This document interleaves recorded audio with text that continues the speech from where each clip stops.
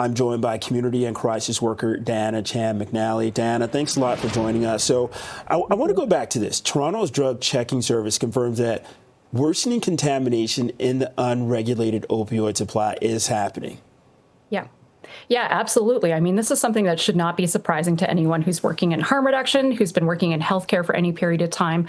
We see with this unregulated supply, again, that we're seeing all kinds of different chemicals, different kinds of drugs being mixed in the supply. And quite frankly, a lot of people don't know what they're taking. And moreover, they don't have the ability to actually check their drugs ahead of time. So seeing this spike in overdose calls, I think, is something that we were expecting. But seeing the level at which it's at, it's quite concerning. Okay, so along with that, there are a couple recommendations that are being put out there for unregulated opioid users. Do them in pairs and also carry naloxone. What else do you recommend and why?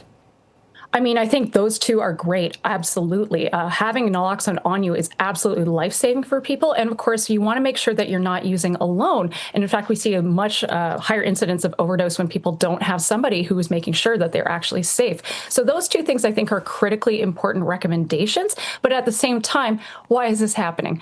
Yes, we have an unregulated toxic drug supply, and we also have a war essentially on harm reduction programs and the shutdown of supervised consumption sites that's largely coming from the provincial level. Without these kinds of services, without people being able to actually access these sites, access harm reduction supplies, you will see, as a result of that, an increase of overdoses, especially in public spaces. So, I would recommend absolutely that we expand harm reduction and, of course, reopen supervised consumption sites as well. And Diana, along with that, something that was brought up in, this whole conversation was that this time of year, some people may be more prone to indulge in substances than others. That can benefit. If we look at the holiday season, we often see a spike in overdose-related calls as a result of that. But also think about the weather. It's been awful weather for a lot of people, and try and escape this to try and even stay warm. Sometimes people will use drugs as a result of that. So we're seeing a combination of different things. I think the actual physical weather, the circumstances people are in. We have increasing homelessness all across this province, not just the city. And of course, the holiday season is a really, really hard time for people. So I think altogether, again, combined with this very toxic drug supply, these are coalescing to actually create the overdose situation that we're seeing right now. So is there any way for people to check the supply that they're using before they use it?